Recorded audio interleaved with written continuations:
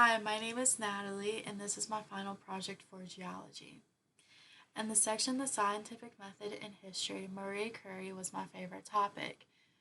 Marie Curie founded very important dates in geology, and she also won two Nobel Prizes, one in physics and one in chemistry.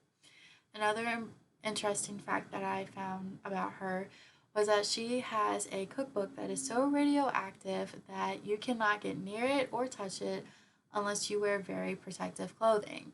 And this was very interesting to me because I enjoy cooking, I enjoy recipes, and knowing that there is a recipe book out there like that, it just makes it all just more interesting to me.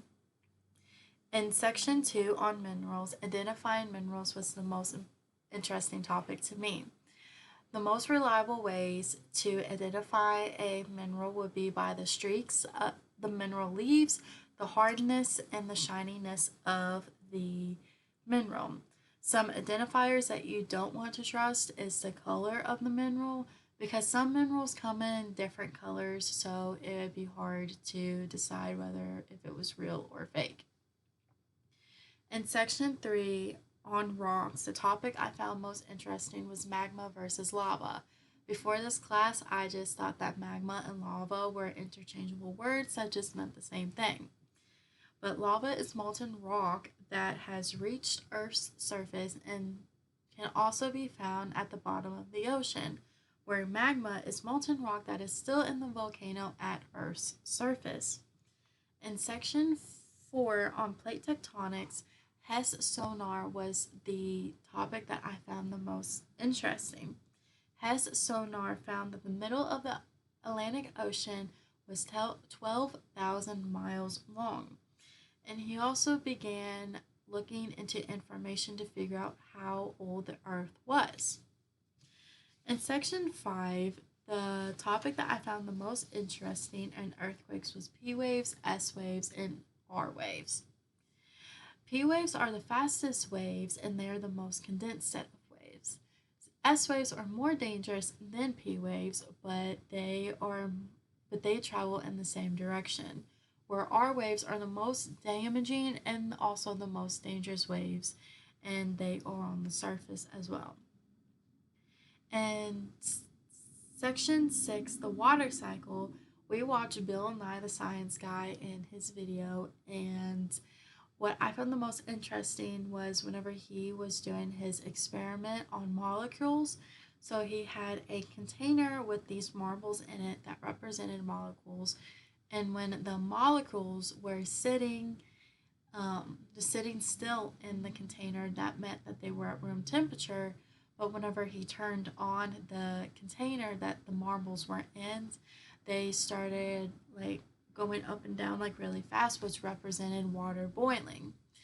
And after watching this experiment, it made me feel like I understood the information better and how molecules worked.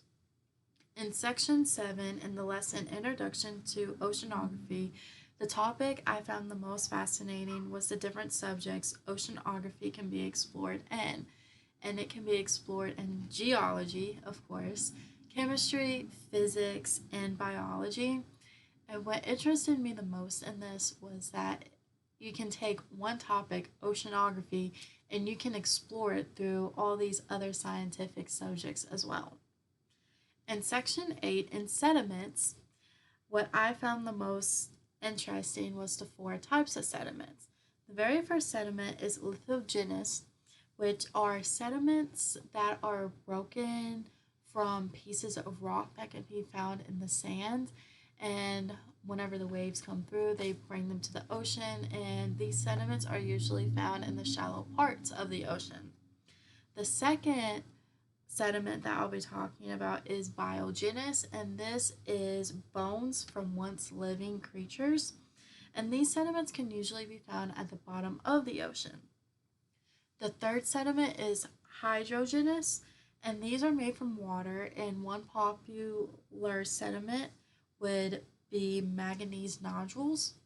Lastly, there is cosmogenous sediments, and these are actually made from meteor debris, which I found very interesting.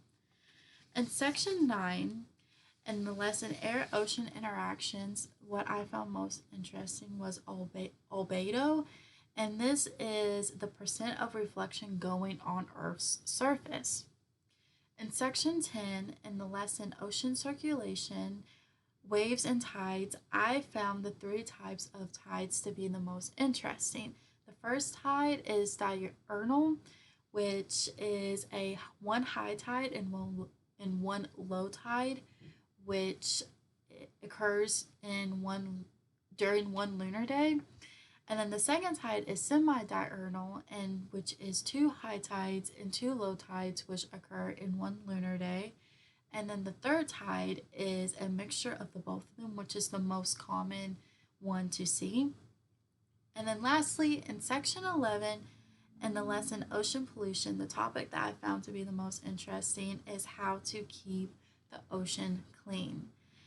When we think about keeping the ocean clean, we need to first start by informing ourselves and educating ourselves on the pollution that is in the ocean and how it's affecting it.